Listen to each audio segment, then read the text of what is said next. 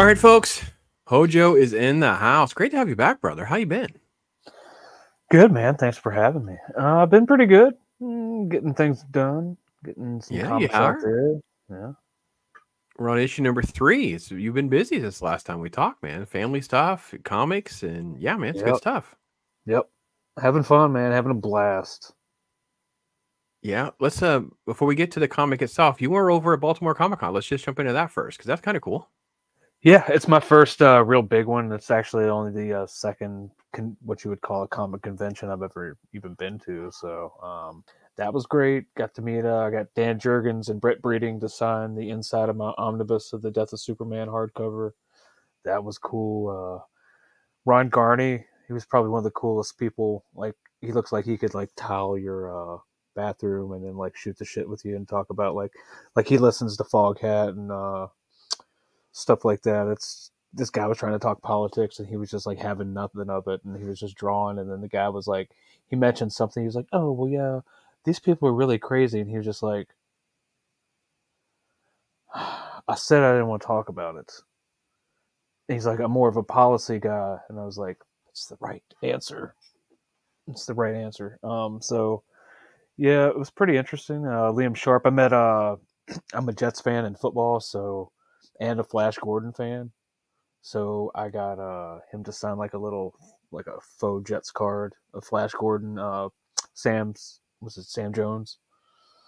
So that was pretty cool. Got a few books signed and had my wife with me, so who was also the financial manager of all of this. So that way I knew I wouldn't spend any extra money that I could or couldn't. I tried to like get my friend. I was like, talk to her about something. I'm gonna go dig through a long box real quick.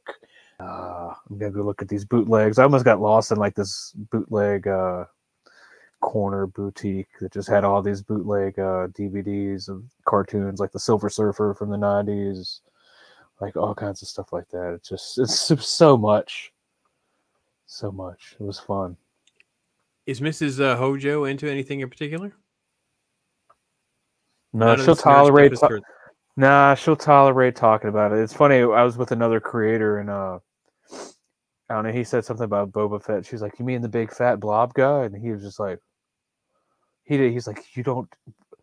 How are you guys married?" I was like, "Yeah, well, we have our interests, you know."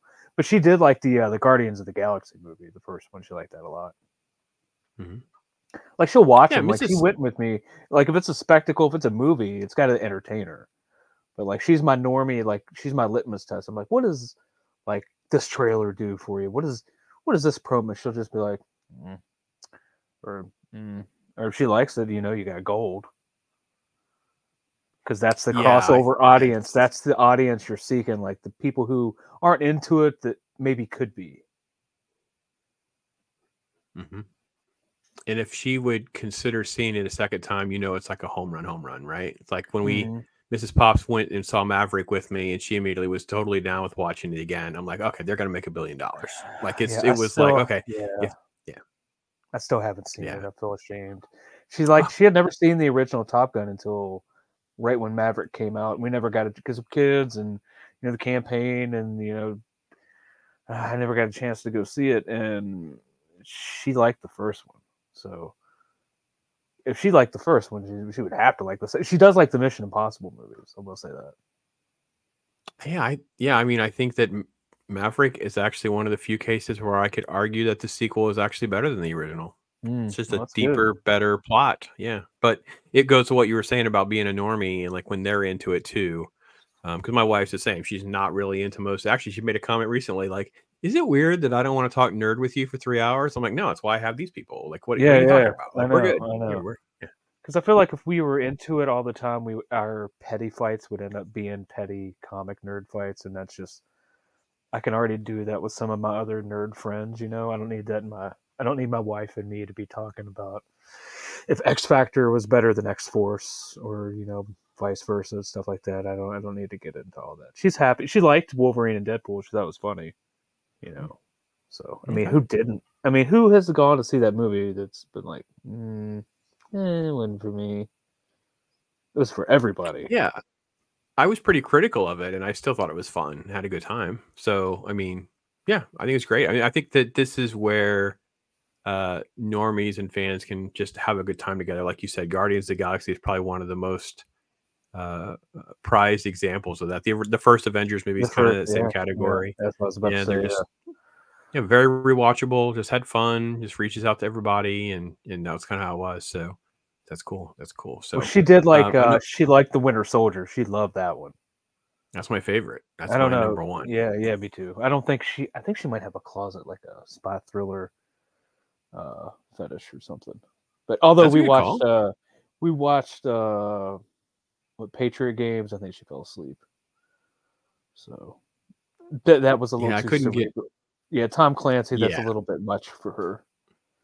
Yeah, I was getting ready to say that. Like, Mrs. Pops would consider those too dry. So even if she got through them, she would go, "They're fine," but she would have no interest. So actually, I actually just told people this. So just the one digital bucket, because Fandango kind of took over Voodoo, so that's like our biggest digital copy bucket. Like there's other things, but that's the biggest one. I like 1,200 movies in there, right? So I said, okay, let's make a playlist of what I call it. What she might watch. What is she in the movie? Instead of going through 1,200, so we whittled it down, and it's down to 169. These are the 169 that she will watch regularly. I'm like, okay, so that's cool.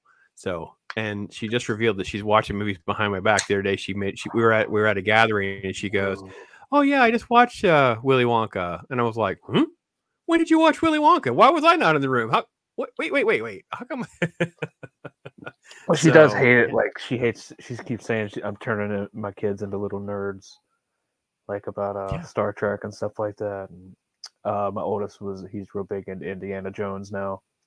He'll run around the house with like this jump rope, like it's a whip, and then like dun dun dun dun dun dun.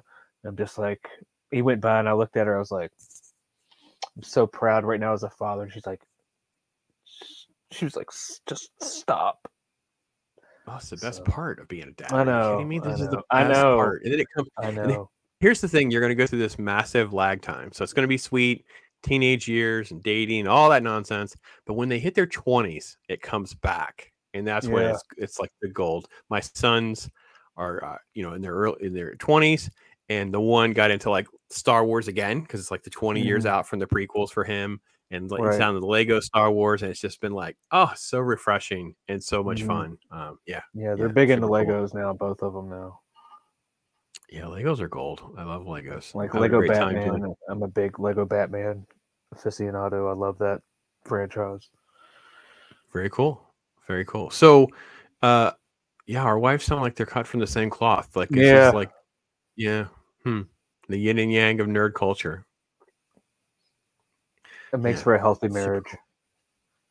Yeah, well, it definitely creates a nice balance because I think a lot of her strengths compensate for my weaknesses, and I hope that I can contribute at least some ways to whatever she's liking. I don't know, but that's what I after 25 years is that we've figured out enough in both sides of the scale to at least keep going. Right. So, I'll be married 8 years tomorrow. Whoa, congratulations. That's awesome. But folks, so by the time you're seeing this, you make sure you give him a belated anniversary if you have not already, because there you go, folks. So that's awesome. That's awesome. So I know we talked about the link will be in the description for everybody to check out our previous conversation. You went more into like how we got here. So I don't want to totally rehash all that, but give everybody the elevator pitch of who you are and like how did you get to the point where, hey, I'm going to actually make my own comic book. Okay, so I'm H. Wayne Desper, also known as Hojo. I created the Mythicals IP the beginnings in 2005 when I was in the Army. Came up with an idea for like a super-powered monster squad type military thing, and then just put it away. And discovered crowdfunding a couple years ago and saw some people that I knew like had been in the industry, and then I started making some connections. Made my first comic and it made 5 figures. Second one made 5 figures and a little bit more. And I'm here again 18 months later, 19 months now. So just keep rocking and rolling. People seem to be responding to it. So the pitch would be like, say if you took Buffy the Vampire Slayer and mixed it with the X-Files and a little bit of Wildcats from Jim Lee. That's what you got. So you get a little. It's like the next evolution of like ideas like Warehouse 13 and like they say, the Dresden Chronicles, which I've never read, but it keeps getting compared to that. But so with each one of these issues, you're going to get a serialized storytelling. 13 issues. They're all kind of self-contained, but it all builds upon a broader narrative. So you got a start, a middle, and an ending plan. It's pretty much all written. We just need to get there. So that's awesome. Jump aboard. Yeah, I would like that. I didn't think about. I have never read Dresden Files either. I like X-Files as part of the equation. I always think of like Creature Commandos would meet X-Files with less horror and more action. Yeah. This is kind of like the first issue. Like it's your standard pilot. Something's going on. We got a villain nobody knows about. This girl, what's going on with her? She ends up having like witch powers, and she gets recruited by. You find out a team full of monsters. Issue 2, she goes to work for the first day and finds out it's a lot worse than she thought. Like the monsters work there. There's a talking cat who is the HR representative and who can't stand these people. And all he wants to do is go to his library and read, but he has to babysit X amount of humans. And issue 3, we get right into like a case, like a day in the life as you would at what they call level M, which is like this down in the basement under the Department of the Interior in Washington, D.C. So it's kind of like Ghostbusters, a threat happens, they go investigate. With this one, you find an immortal serial killer who might be connected a little bit more than people think. So, and that's the fun of it too. Like everything's connected. I get to write this thing kind of in reverse. So have all these different red herrings and false plots, as it were, and to keep the reader guessing, which is kind of half the fun. With you have to be able to like when I pitch it as a horror action mystery, that I will have all 3 of those. A little humor too, because I can't help it. I was in the Army and like in an infantry squad. It can be as serious as you think, but then all of a sudden somebody will like fart, and it can get off the rails quick. But but that's like Lucas. He's our little comic relief. He's a smart ass, but very arrogant because he's the first human leader of this team. So you got to be pretty much arrogant. So issue 2, we brought the werewolf back. Issue 3, he didn't want to come quietly. So issue 3, we got everybody under the sun, under the same roof. So it's time to roll. Well, let's take a look at issue 3. It's still up. I'll put the link there for folks. I know there's all sorts of campaigns and things that you can reach out to Hojo about. Mythicals is just truly a lot of fun. I'll read this quickly. Nancy Moon and the Mythicals return for round 3 to knock you out with more horror action mystery. This time we've added 2 pages to bring the count up to 28. That's right, drop from $13 to $10, or $10 for 28 pages. The whole team is finally under one roof, just as he said. So here's a little bit of that stylistic art. You see that? Look at that top quality notch. You can tell he's about the right age to love like that 90s style. Nice, good detail. Yeah. Different. It's not all pastel. Notice. They're not on my. They've all heard me rail against all the pastels of the main 2 Hojo, because I'm all about. I'm so sick of pink, purples, light blues, magentas. I'm like, can we just have something like it looks like I'm in the real world, and things I recognize, and so we get in this book. There you go. You can read the first pages for free. It's kind of like a staple for me now. Fully lettered. We appreciate the female form here. My women look like women. My men act like men, for the most part. I guess we might have some sissies from time to time, but that'll be addressed. But and we got like Dan Kemp, who colored Spawn in the 90s, the Capullo Spawn. He did this cat cover right here, and got Jimmy Reyes to do the inks, and Alan Goldman, who's he's making a name for himself nowadays. He did that this other cover here with the this little family reunion here. I love that shot. That's freaking great. Yeah. And I was like, I do the concepts for all these covers, and sometimes, actually on the cat, I did the layout. I was like, just make this happen. Yeah. I like the fact too, you were also like going back to the well, making sure people has a chance to get a copy of number 2, number 1. Yep. Throughout variant covers, new updates, things like that. It's just it's the right model. This is it. Look at this, a sketch sketch cover, blank covers. I mean, this is it. He's hitting all Yeah, the and right details and I you only need to do. printed 100 of the sketch covers, and so when they're gone, they're gone. Had some on this last campaign; they sold pretty well, and had some left, and dropped the price on those. I'm not going to keep charging the same price, and so got some original art for sale. Unfortunately, the artist for issue 2, he had to bow out of this one because the production schedule I had to keep moving forward, and he's doing Superman for the Todd McFarlane action figures that he's doing for DC. So they did like a tie-in. They did no, yeah, that's the new guy. The old guy is Alexandre Nascimento. Got Aaron Sparrow on board to edit this. He's like he read it. He was like, I could see why you did well. It's a great, it's a fun little fun script. Yeah, it's good stuff. A lot of fun. What's been the one thing you've learned the most about it all? That I'm gonna turn it in later today doesn't mean I'm gonna turn it in later today. But that's just me giving the artist a little ribbon there. Really, the one thing I learned that marketing is a skill. You know, not everybody has it, but it can be learned. I just think a lot of people choose not to try to learn. But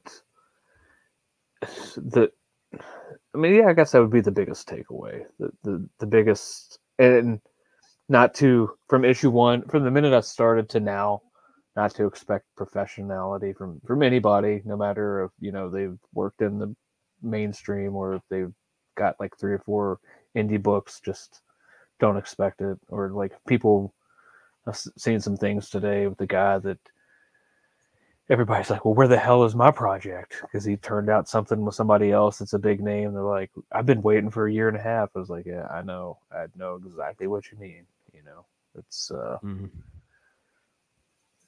it's, I guess, like in the music industry too, you find out it's cutthroat real fast, and not everybody has your best intentions at heart, and mostly it's their best intentions. You know, which, don't get me wrong, everybody's got to eat, but ethics aren't really, not everybody's born with them. You know what I mean? So yeah, I spent a little time as one of my original side hustle was writing on websites, and then ultimately a little bit of like radio type work, and the dog eat dog backbiting and stuff like that was just such an eye opener of, oh dear Lord, I can't possibly imagine like surrendering. So that was a big thing. It's like you could surrender yourself to work for one of these companies. You could kind of like, okay, I really want to do this more professionally, quit my day job, whatever. But then you're at the mercy of they're calling shots. They're ticked off at what you said. You didn't do the ad read right, or you read them out of order. I mean, there's just so much red tape. And then there's all the backbiting of like, why would they get to go on? Why, they're nobodies. And it was crazy. Right. Yeah. And in the comic book world, I saw a little bit of that, covering it from a press standpoint, right? Interviewing people, going to Comic Cons, going around meeting people. So I try not to name too many names. I know I have over the years now, but there's been times where I go up to somebody, or I don't really do an interview. That wasn't like part of the plan. Like sometimes there's like an agenda, like a list, like the editor. I don't own every single website I was writing for, and the person would be like ticked off. Hey, like, why aren't you talking to me? And I'm like, sure. What you want to talk about? Like, you're not even like on the radar screen. I'm not trying to be rude, but you know what I mean? So I don't know who you are. Well, I mean, sometimes you would even know them, but it's like, that's not why you're there, or someone's, you know what I mean? Yeah. So stepping back from all of this and watching crowdfunding and all the different things like that, I am both a consumer and sort of like the objective press guy, and then like the fan and watching all the moving parts. So I definitely see a lot of what you're saying. And how do you balance like the good customer service? How do you make sure you're always trying to make sure you're above board on that? Because I know what it's like to have bad customer service. This is a business. I mean, people say it's a community. No. The backers, the people who purchase the books and talk about the books and review the books, that is the community. Those people who put on the conventions, that is the community. The industry are the ones who pay for the production of the books, deal with artists, manage projects, build campaigns, get advice, set up commissions. That's the industry, you know. You don't have a contract, and then you're waiting a year and a half. He said, "Give me my pay." I gave him half down on a PayPal. Well, you're down 100% of that money because you didn't have a contract. Mm-hmm. You know, and I'm like, well, there's always well or yeah, but, and then I just say yeah, but, so, it's. I try to stay above board, like you said, because, like I said, I know what it's like to, get ignored or get put on the back burner, get put on hold for 6 hours. And then by the time you get to talk to somebody, you have to explain your original problem. If you talk to me, you get up with me and be like, hey, this package was messed up. Boom, I will reply within 24 hours if I'm not out of town. I don't care. I'll say, hey, I'll take care of it. Boom. And then send you a little something extra because that is the right thing to do. Sure. Because I want that backer to come back on the next campaign, because then, and I'm not saying this is all I'm not trying to say this would be self-serving, but if you have impeccable customer service, you get a reputation, and that backer is going to come back and maybe back at a higher tier on the next campaign. And that's how you create loyalty. Like, I don't want someone to be, I don't want to be the flavor of the month. I want to, whenever I decide to run a campaign, I don't care if it's a month before Christmas, which I'm not going to do because that's silly. But if I were to want to, that people would come out because they're loyal. You create fans by being something that somebody wants to be a fan of. Like a story, like in this sphere, the reason I'm on camera is because people buy personalities. People want to buy things from me because it is me, not because of what I have. Especially on the first book. First book's easy because, number one, it's a number one. Two, you're fresh and excited, and everybody wants to get, jump on board. Sophomore effort. It's like in music, that sophomore album. It's not always great. And then they get it back with the third one, and then sometimes the third one's even better than all of them. So, like, I'm just trying to take, keep my stride and try to, work on things that I'm, I have shortcomings, as far as writing goes and stuff like that, and trying to get better. But I think customer service, this is people don't realize how much of a customer service based industry and community this whole thing is. It is it's very fragile.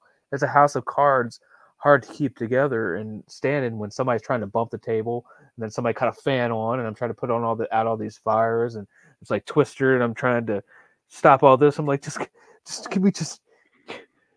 What do you mean the shipping rates went up? And I just got this. Oh my god! But at the end of the day, I have to tell myself I'm doing it because I love it. And I'm doing it because other people love it. That's awesome. That's awesome. Yeah, I gotta be honest. It was actually today, and someone bought, see, you're old enough to know and appreciate these things. Like a 1991 Marvel Universe Psylocke trading card out of my eBay store, right? And they get the card, they email me and say, listen, you sent me the wrong card. I'm like, okay, I know I sent the Psylocke card. No. Evidently there's a font difference on the text, and they think there's value in that. I actually didn't even know there were these kind of font errors on that particular card, and I grabbed the wrong one. So I sent it right back out again, apologies and whatever. And you're like, at the end of the day, I just want the person to be happy. I'm doing this because I enjoy doing this, and I want them to be happy. Like, you know what I mean? I mean, maybe they'll buy another card from me or not. I got to be honest. I don't even care as much as I would. I want them to get what they wanted and to be happy. It'd be a positive experience. Like, hey, listen, would you be like, oh yeah, this is a good card, man. I'm happy with what I got. You know what I mean? So I think when you're making comic books and you're trying to share a media and a story that you love so much, it's great to see this get into the 3rd issue and beyond, because I know we talked about how the story arc that you had kind of built ahead of time, kind of figured out how to put all this together. It's kind of like this passion work. You mentioned 2005, 20 years in the making, essentially, of getting this to manifest itself. It's great to see. Yeah, thanks, man. It's I guess people say, well, it's hard work. I mean, I guess it is, but I mean, it's a labor of love. I mean, do I wish I could get to the point to where I don't have to go to work, get up at 4:00 in the morning and work 10.5 hours to get my time in because I'm on forced mandatory overtime. And if I don't work the overtime, they take my vacation like a bunch of commies. I would like to do it to where I don't have to do that and still take care of my children and pay my mortgage. And I'm not gonna say buy a brand new car. I don't like the new car smell. I'm not a new car smell guy. I would rather buy, like a truck or something that's reliable. I'm a frugal person. I'm pragmatic, but like, do I have delusions of grandeur that this is going to be a Netflix series or on ABC? I don't want none of that to happen. I don't want any more. Those are the two I don't want anywhere close to anything that I do. So, but yeah, I would like to get to the point AI where is coming. I think it's easier to say you need to hire the right kind of graphic designer or just make your own animation show, because it'll be the cost to do it is going to be so much pennies on the dollar to make that, those kind of things, like these scans that you make. I always go back to like Zack Snyder's 300, right? It's literally like the story. It's like the action version of the storyboard for Frank Miller. They had to give Frank Miller the credit, right? They had to actually put in the screenplay writing credit, right? And I'm like, see, with AI, that actually becomes reality. I won't have to worry about the terrible adaptation Hollywood keeps doing of the crap that I love. I could find someone who's going to just do legitimate, because the technology will make that so much more affordable. Like, it'll just become an easier thing to do than this Hollywood industry tainted with so much red tape. And that's what Mythicals will happen. Mythicals in 2030 will be there'll be animated mini. Remember, what it reminds me of? It reminds me of like the first step will be someone like yourself. It'll be you remember the Star Wars Clone Wars that was on Cartoon Network where they were like just 2-minute shorts. That'll be the first step. It'll be somebody like you where it's like, hey, I'm an indie creator. Maybe you don't have your 20 issues yet, but you've got, your 8, 9, 10, 12, whatever it is. Right. So you just you can afford to get these like little pieces. And next thing you know, you start stringing them together to tell your story in an animated form as well. That's what I foresee. Anyway. Yeah, I mean, well, it's weird you say that because there's a thought popped in my head. Like, I backed the Kickstarter on, it was like the Legacy of Kain. It made like it's like $1.3 million. Like, it's crazy. It's based off a video game from 1999, right? And I've been a lifelong fan of that. But if they can do that, like, I mean, just imagine it's like a 25-year-old game, but the cutscenes in that were just masterful. That's why I fell in love with it, because it looked like, I'm telling you, like, from 1999, it looks like some stuff that's from 2009. Like, it was so ahead of its time. Like, they were so good. Like, to do, and they were just like, if somebody took all the cutscenes, I don't know. I looked back maybe 3 or 4 years ago, maybe even longer, on YouTube, and I watched. They made a movie. They just spliced the cutscenes, just put them all in a row, and you watch it, and I'm just like, that's like a movie right there, like. And that level of technology, that can't be that expensive nowadays to do. I'm sure it's expensive, but not that expensive. But so maybe some people should look into hiring some of the old, I think it was Crystal Dynamics that did that. I'd like to get in touch with some of those guys, see what the hell they're doing nowadays. That's awesome.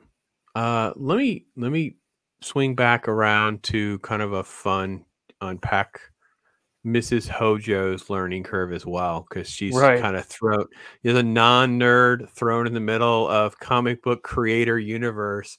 What has been one of her sort of like positive and negatives that she's kind of thrown your way in the middle of all this? Her positives, I guess, is just because it gives me something. Because I think I was at that point in my life, like, not really a midlife crisis, but I needed something else to do. Like, can't have a drum set in my house. It's not like I got bored with guitar, but I don't have time to. And if I wanted to play guitar, I had to go downstairs away from my wife and then play or something, because I don't really, when I put headphones on, have an amp on, like, she'll start talking to me, and I'm just like, what? And we'll just start talking, then I won't play. And I think she just could tell maybe that I was getting a little like anxious and I wanted to do something. And when I found all this by some crazy accident, I told her about it. She was like, but I think now she just sees that, like, yeah, I get stressed, but and it has made me happier. Like I found like a hobby. It used to be beer making. I just don't have time on the weekends because I'm like I coach Little League with my oldest now, and I just don't have the time to do much because that's like an all day thing. When do I ever get 8-9 hours to my time consecutive to myself when I'm not sleeping? I don't have it. I would have to take off from work or something, and then as soon as I'd get done, I'd be tired. She would want me to go run 20 errands. God bless her. I love her, but whew. So this keeps me creatively focused, and I'm not like, she's not physically losing me. You know, we can talk, and I can maybe bounce some storyline ideas off of her, and she sometimes look at me and say, "This is lame." But the negatives, I would say, is just, the time away. We got a 6-year-old and a 3-year-old. And some I've sugarcoated some of the negative stories I've said, and the YouTube drama that goes, the ops that go on, and she's just, I'll give her the Cliff Notes versions of it. She's just like, "These are grown men. What?" And I'm like, "Oh yeah." I think that part of it, she doesn't like that part of it. Like if that weren't necessary, she would be probably like wearing T-shirts of my characters, like at conventions. She would be 100% in. But, and not to say that she wouldn't be in the future, but she's very supportive of it. And I do have that because I have other creators and their wives are not into this at all. Like, I'm not just saying not like interested in the genres. They're not comic readers. Like, they don't want them doing this at all. So that's got to be extra stress. I'm glad I don't have that extra stress. Yeah, it sounds like she's really happy for you though, and it's, Yeah. she's like a rock that you can stand on. That's what my wife's evolved into. She's just sort of like, she knows all of this is part of who I am and whatever. And Yeah. she's always, and she's like a encyclopedia. Like I forget whenever Ryan Roger Athe, we got a comment about how long we'd done this or something, and she goes, "I think it's been longer than 20 years. Don't you remember so and so and so and so and so and so?" And I'm like, how the heck does she remember that? Like, you know what I mean? So it's like, yeah, so it's it's a fun journey when you have a partner like that can go along, even when they're not really into it. They're really kind of into supporting you. You know what I mean? They're into, you know what I mean? And that's super, super cool. That's super like she cool. walked around the con, and she wasn't like the entire time. I think she was quite amazed at some of the stuff that was in there. Like, the amount of long boxes that vendors brought in there. She's like, "Oh my God, they lugged all that in there." I was like, "Yeah, well, they got a dolly. It's not like they're carrying long boxes for a half a mile." But some of the old stuff and some of the prices, like we saw I don't know if it was, I think it was Superman #1, not Action Comics #1, but it was like a 0.5 CGC. Like I touched it and I was like, "Oh," she just looked at me and just rolled her eyes. And I'm like, "But that kind of stuff, like, I know deep down," she looked at that. She's like, "He is just having the time of his life. It's so fun." And like, Yeah, some of these statues she looked at, she looked at me. She's like, "That is really cool." I was like, "I know, I know. Oh, can I have one?" She was like, "Mm-mm, mm-mm." She'll enjoy watching you do this with your kids too. My wife, even though my son was in his 20s, we went to a couple conventions together, took his sons. Mm-hmm. We were doing some Lego stuff. We were doing whatever. And she was really getting rewarded emotionally seeing that father-son time, this over this massive long period of time, but especially manifesting that. I used to take them to conventions and stuff when they were young. Right. Back whenever they were allowed to take the weapons and point them back at the 501st. So there's actually an image of my two boys who had guns on the stormtroopers. It's the greatest photo because you're not allowed to do that anymore. So yeah, back in that's like 2003 to 2005 and that kind of era. You're not allowed to do that anymore. But yeah, so that's good stuff. It's good stuff. So, what has been you mentioned the community and the Twitterverse and some of this other nonsense, that kind of thing. What has been one of those things that you would give someone as advice? Like they're out there, they got a campaign that they're thinking about launching. Maybe they're already in a campaign, or maybe it didn't go well. What is something you can say about that? 'Cause it kind of fits with your marketing thing. You said not everybody's cut out and has that sort of instincts for that. But I think that Right. dealing with the public and I think that's part of the challenge with all of this, is knowing how to navigate all Yeah. of that. Well, believe it or not, most comic people, both writers and artists, are kind of introverted people. They're not people. They don't like. They're not gregarious. They don't go out and talk to people. Hey, what's up? They're not the life of the party all the time. They're sometimes quiet. But in this, if you want to get ahead, if you want to plant a flag, you have to go out and talk to people. You have to get in the chats. The main thing I tell people is to get a mailing list. Start a mailing list.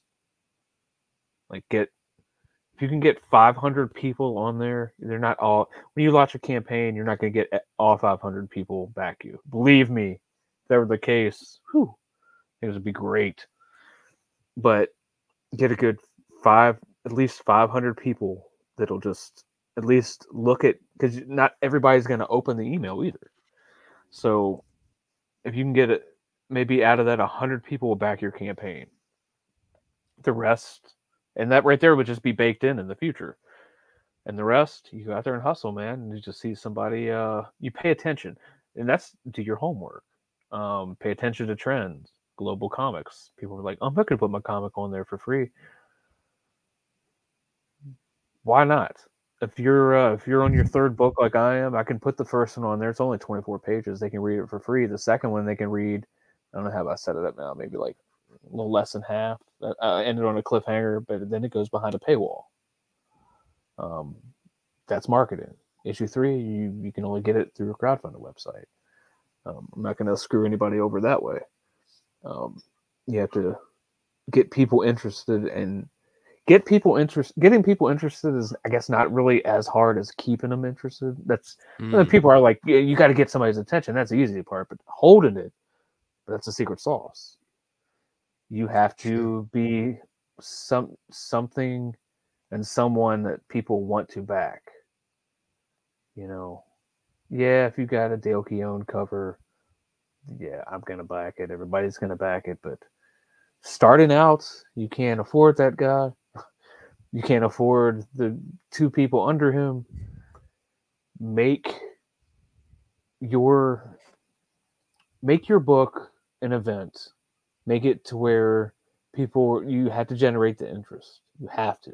And now, the pond is the same size, and the water is kind of getting a little low, and more fish are coming in all the time. So now, things have changed. It is not the crowdfunding, it's not the crowdfunding of 2018, and certainly isn't the crowdfunding of 2022-23. Things have changed. I feel like since I launched my first book in February of 2023. That feels like 5 years ago. It's like, what is it in DC Comics? It's hyper time. That's what this is. There's no rest. For me, it's I got to keep swimming. I just have to outlast everybody. But there you go. The perseverance and the it's the same with making content. Failure is not an option, but you can learn from it. I'm not saying when I say failure is not an option, just that's arrogant. Everybody fails. That's true. But the successful ones are the ones who learn from the failure. Everybody fails at some point. Yeah, but you can pick the pieces up and keep going. Exactly, and then you don't. Fine. And if you don't make that same mistake twice. That's growth. Yeah, and learning from all of the criticism, even crazy criticism, is I think very healthy. Just because, if I were to criticize something, I'm not trying to just be cruel or mean. That's just not my. That's not my nature. Even the stuff that people know that I'm hate watching, they know that I'm actually not belittling the actor personally. You know what I mean? Yeah, and a lot of times I will say things like, this person wasn't even given anything good to work with. This person would, I've literally I'm not blaming the actor for this being dog crap. The person that wrote the script, the producers, whatever. But comic books, so again, I've been very vocal, and I think this is the problem with the field that you're in now too, because you are also at the mercy of that whole pond, right? Because I have said one of the people that I backed very first, I want to say 2021 maybe or so, and it took years. Before I just got one recently. So it's been like 2 years, and I'm like, I had to go look up to make sure I even had all the pieces. Like I had to make sure I had all the parts. You know what I mean? It's like it gets so removed that I've kind of moved on with life. Like that's so far outside the bound of where certain people are, and I don't think everybody understands how negative that is. It's something like a DC Marvel thing. It's like you guys, they just don't seem to understand that. When Batman sucks this bad, they're not going to sell Wonder Woman and Green Lantern books. They're just not going to look at your stuff. They're just like, oh, just freaking I can't deal with them right now. You know what I mean? It's like that's how this works. We are fickle human beings that when we find things we like, we really, really gravitate. And when we find things we don't like, we just kind of reject and then maybe decide when they want to get back into the game. And I'm so thrilled to see you grabbing that 100 and then parlaying that into people to support book 2, now book 3, and then the timeline for 4 and beyond is that's great. And by now, it's like I can tout the fact, I can say, I am a proven commodity. First book, like, oh yeah, well, the first book, okay, well let's see what you do with book 2. I was like, smashed all of those records. Everything you said about issue 1 was better. That goes for as writing, fulfillment. It did take a little bit longer because, like I said, I had to change artists. I didn't know he was working on the Superman book. Again, at the mercy, so he's not available for this one, so I had to pivot and get a new artist, which was going to kind of be the artist for 2. He was just on the short list, so I just went back to the short list. What was I saying? Oh, no. Like I fulfill. I actually like people are like, I hate fulfillment. It's the worst part. Bro, I go down there and like it depends on when it is. Like I cut sports on, I'll cut a movie on, I cut music on. I go down there and rock and roll and I get in the zone because I have that kind of I can do I guess monotonous work, if that's what you want to call it, just repetitive stuff. Like I can do that. Like my brain works like I work on electronics. So I'm I'm the one selling crap on eBay. So literally I'm like pricing and sorting cards and comic books for hours on end. My wife's like, what is wrong with you? I'm like, well, we're on the second Lord of the Rings. She lost her mind. You know what I mean? Or was it Friday? Yeah, Friday night when I was like, all right, I'm gonna go pull a few issues to take with us to Baltimore. I was down here like 2.5 hours, and I came up and I was like, oh, God, I'm tired. She was like, yeah, because you've been down there 2 hours. I didn't know you were going to be down there all night. I was like, I was looking for a Silver Surfer for Ron Mars, and I can't find it. She was like, well, stop the presses. I was like, whatever, let's just go to bed. But, like time gets away. Like, but I'm not going to say I wasn't looking. I found all the books but that one. But as I was looking for that other book, that last book, let's find another stuff that I pulled for like another read pile, which is stupid because I have another read pile of indie comics I still haven't gotten to. I just don't have time, man. But when I do read books, I'll go through I'll read like 7-8 issues at a time, just knock them out real quick. But I wish I could back more than I do, but I can't. Like overhead kills me. I got a budget. I have a wife who enforces the budget strictly.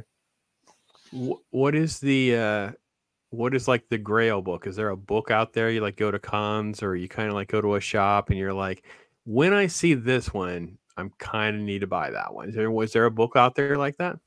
No, I don't. I really don't. And people always are like, what? I'm like, no. I'm trying to complete a run. Like I had the Defenders complete run, like all of them.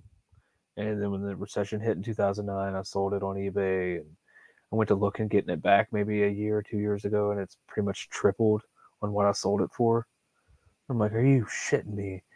But I don't know. I would like the was it the Hulk 101 when it came back or whatever? Like when it wasn't Tales to Astonish anymore because Hulk got canceled. Hold on, I'll see if I can find it. But yeah, probably that. I would never be able to afford it ever. That's cool. So.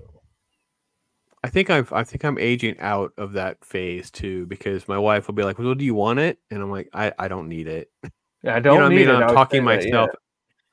Yeah, I've talked myself out of it because we were at because sometimes when we travel, we'll just go to a comic store near there, and I found one in Georgia, and they had a sale because it was actually a Star Wars #1. It was a newsstand version, and it was raw, so it hadn't been graded yet. But it was really good, and it was a pretty good. She's like, I don't want to deal with the grading. There's no way I could own it and not grade it because it was such a good quality book. I don't know why they were. He had really marked looks because Star Wars is just kind of dead right now. So, but I'm like, I don't need it. I had to walk away, but it was for hours. I was thinking about that book. Like it was rough. So, Incredible Hulk 102. I was off. 102. Yeah. Okay. Yeah. That's the basically the Return of the Monster type deal. Like when they renumbered Tales to Astonish, and it just became Hulk again. So yeah. That's just the Hulk is. Everybody loves the new Hulk run. I'm just not. I don't like, and I'm a horror writer, so I don't like the whole horror aesthetic they've been layering on the past couple years. Yeah, I did some reviews on Incredible Hulk. I have to give Eric O'Sullivan some credit for at least turning me onto it. It wasn't the worst thing ever, but it is definitely hit and miss. Did you start with like Immortal? I have read a lot of Immortal, but I think what's the writer that did the Immortal that was really, really good? Name escapes me. I noped out pretty quick on that. There was an era where that Hulk was really, really good. It was horror and whatever. This version of horror, I think the problem with this one is there are whole issues where next to nothing happens. They're writing graphic novels now, right? So you have 6-issue stories. And you'll have issue. It's like why would you pay $5 for a book and there's no Hulk in it or nothing's happened? They're all walking and nothing's ever going on, and so I get very frustrated by that. I also don't. Yeah. But I got the first 3 of this new run. Like I got to issue 2, and it was some kind of like Walking Dead-ish type thing, and like Hulk wasn't really in it. It was this girl, like she was talking. It was like her recapping a story on what happened on the first issue. I'm like, I know what happened in the first issue because I read it. I don't need you to recap it. Yeah, half of the book. Yeah, and it wasn't. It was like some preacher was involved or something, and I just like. I got to the point I was like, dude, I'm not reading this anymore. Nick Klein is doing great. His art, just don't have any word balloons, and then you'd be fine, I guess. But I don't know. There's also a problem. Long hair. There's also a problem with a fill-in artist on that series where they'll just like there's an issue. It's not very long. It's like it was not very far into it, and they have a fill-in artist, and it's radically different than his art, and it just like it's shocking. I just couldn't handle it at all, and that's another problem with Marvel. It seems like you only go like 4 issues, and suddenly you have a fill-in artist. I'm like, wait, what happened? Like what? And that's weird. Marvel. You say that. You it's weird. You say that down for 6 months of time. Oh yeah, it's so weird you say that because when I was looking, I took a book. I was gonna get Liam Sharp to sign it. He did some really good Hulk. Like it was brief, and he kind of leaned into some horror stuff with that, but. He started with like 425. He did like if you open it up, it says introducing Liam Sharp. And it was basically his debut. It was like maybe a little 5-page one-shot story at the end, because at the time Gary Frank was drawing, right, and that was when he had the Professor Hulk and the big chin and the big jawline and the Pantheon saga and all that. But Liam Sharp tried to kind of draw in the style of Gary Frank, like it kind of matched, because actually when you look at the cover and if you take your thumb and put it on Liam Sharp's signature, it almost looks like I would say, well, that's Gary Frank because that's part of that run. So he kind of, I don't know if he just had not found his style or what, but it kind of worked. Like, and right after that, his era of Hulk, I was great with it. I was fine with it. Because they'd already brought back the leader and everything, so but yeah, I hate it when they have a fill-in artist. Underrated artist, I gotta be honest. Even like his Exo Man of War, his art is definitely the high point of that series for sure. Yeah, so it's good. It's good stuff. So Okay, so issue number 3, it means almost kind of in a wrap, right? So what's our timeline on issue number 4? Well, depending on what the rest of this does and the springtime, we might take a little bit of a break. You know, I'm trying to get it to where I wasn't trying to arm ourselves. The people want to know. We got, got to be a man of the people. Probably late spring. Yeah, no later than that. You know, I don't. I like to try to keep it in like an 8 to 9 month window, like between launches.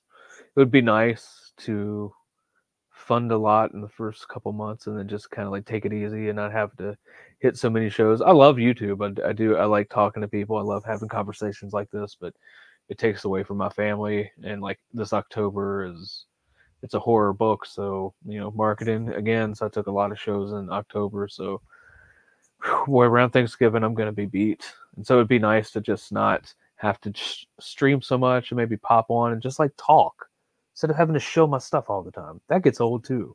I kind of hate that in the community too, but I do notice like if a person is shilling constantly on the shows, I get it.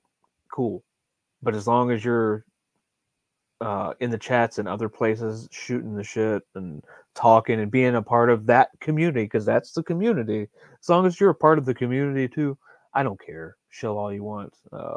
I have to do it. It already seemed, people are like, man, all you're doing is pitching your stuff all the time on YouTube, because that's all I have time for. Because I don't run a campaign that lasts 2, 3, 4 years. I can't do that. I don't have a YouTube of my own, or else I would go shill it there, and I would make people go there and buy it and watch it. But I don't. I can't, because I don't have time. I think people needed to hear that too, because I actually have people asking me, Hojo, why I haven't had you on in between? Because the last time we talked, and it's like, dude, our schedules are nuts. We both have lives. We have families. We're working. We can't just, always just dial each other up and just chat for about nothing for an hour and a half or so. It's just, it's hard. So I'm glad that you addressed that elephant in the room. Yeah, and some hosts and some creators take offense to vice versa on that. Like, why aren't you having me on again? Do you not like me? No, because they're probably busy and you didn't. They were booked up, and then when you're like, they said they wouldn't have anything until March. I'm like, when did you ask? Last week. That's why you have to. I mean, do your homework. That's part of the industry, part of it. Thank you for saying that as well, because that is also part of like the structure and the backstory that I don't like showing dirty laundry or whatever. And I don't mean it dirty as like being bad. I just mean like, listen, if we've agreed, so let's say I have a show set and we have agreed, maybe we have certain people on for certain reasons. For instance, I'll give you an example where I know I have hurt feelings. If they watch the live chat, they'll see it happen in real time. We did a Transformers talk card on a Tuesday night, talking about, there are people who are like so Transformers people, right? Why was I not invited? Well, whenever Transformers had come up with a certain YouTuber 2 years ago, I had said, listen, dude, when we do that Transformer show, you'll be the one to get in the seat. I wasn't trying to take away anyone else. It was just to say this is something that had already been in the works with someone prior. This is all life. This is how this works. It's the same thing with you. It's like, I'm going to go to Baltimore Comic Con. I'm not going to go to that con. This one doesn't work because I have a date with the wife. This one does. That's just the nature of how all this actually works. Yeah. So awesome. You didn't come to San Diego Comic Con, like, because I live on the other side of the country. Yeah, I can't get on a plane. I cannot imagine. I don't want to stay in California. Yeah, that's so much overhead, and that's the other thing too. Because, like I said, I do sell cards and comics, whatever. But to do these shows, I mean, even like little dinky shows, local. You start dropping $250, $300. Then you got to at a hotel, travel time, away from the family, gas. Gas is a fortune now too. You're like, oh my gosh, I got to sell an awful lot of crap to get back to zero. Like that's, you know what I mean? Is that worth doing? Like, so it is. It's a tough thing. So I empathize with you guys out there trying to, pound the pavement to move your book, and I'm happy for you, man. It's good. So, anything else you want to talk about real quick before we head out the door, man? You've been almost an hour already, man. Sorry. No, I mean, just back some comics. Back the things you love. If you don't want to back my book, that's fine. Go find one that you do like. And if you do like my book, back often, But you are going to buy a card. Yeah, you are going to get what I promise. And if for some reason you don't, I'll make it right. I always do. I love doing this. I love telling stories to people. That's what I am. I don't call myself a writer. I'm a storyteller. I love hearing people's responses, like, oh my God, you better hurry up with the next issue. And I can't believe you did this. And I didn't see that coming. That last page, OMG. Like I live for it. I love That's it. Awesome. Just keep it coming. You keep buying them, I'll keep making them. That's awesome. That's awesome. Well, Hojo, it's been great, man. All the links are in the description, folks. Make sure you're connected. Get your copy of Mythicals. Check him out and just reach out. Let him know what you're thinking about what he's doing too, man. Just give him the feedback. That's how he grows and he learns too. So it was great to have you back in the house. Thanks for being here, man. Absolutely. Absolutely. It's always fun to hang out. So, folks, you guys be blessed. Until next time, I am Pops.